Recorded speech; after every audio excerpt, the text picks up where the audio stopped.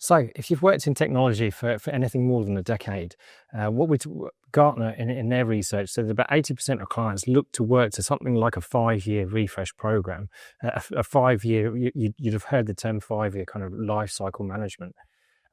But again, if you have worked in this space, you would know that there's a number of challenges to trying to work to something like a 5-year policy when you're just working within the OEM framework. So let's just take an example, and let's just say this is a period of time that you want to work towards a 5-year product, a 5-year lifecycle management on one particular product.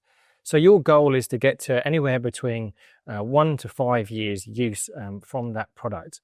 And then, you go on to the next generation of products, et cetera, et cetera. Now, in an ideal world, that's exactly how it would play out, that you'd have that product in place currently, and then you'd replace that every 5 years. And this would all flow nicely in line with some of the financial metrics that are in place to depreciate the assets, et cetera, et cetera.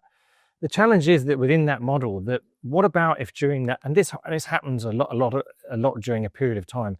What if about during that particular process, the manufacturer comes along and says that product is no longer available for sale. That product has then gone end of sale. So essentially, the 5 years that you're looking at might be interrupted and potentially look at something like a 3-year start point. So you will essentially then have to move to that product, to the new product, potentially a little bit earlier, because the challenge here is that if you are trying to maintain consistency, if you are trying to keep the same models in place for a longer period of time, then you're going to struggle when you've been faced with this situation, because essentially then what we're going to have is the current generation of products plus the new generation of products in place, and this is going to create complexity within your environment.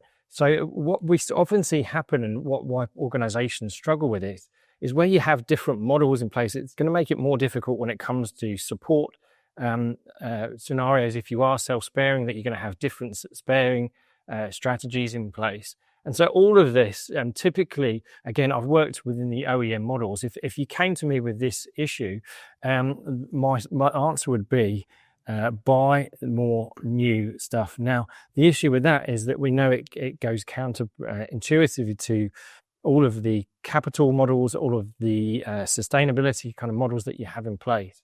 So this is why we see a lot of organizations that are on this constant treadmill of this 5-year refresh program, and why we see that there is the continuing movement of adopting new products and technologies. If you want a different conversation around this, if you want to be able to truly make assets last for 5 years, or if you even want to keep those assets going for longer at a different cost point, then this is what we do with our customers. We help to break a lot of these traditional models from the OEMs and help them work to essentially work to using technology and keeping it in place at a different cost point to when you want to make the decisions around when you replace that. So if that does resonate with you and you see that as a challenge, then obviously we'd love to hear from you.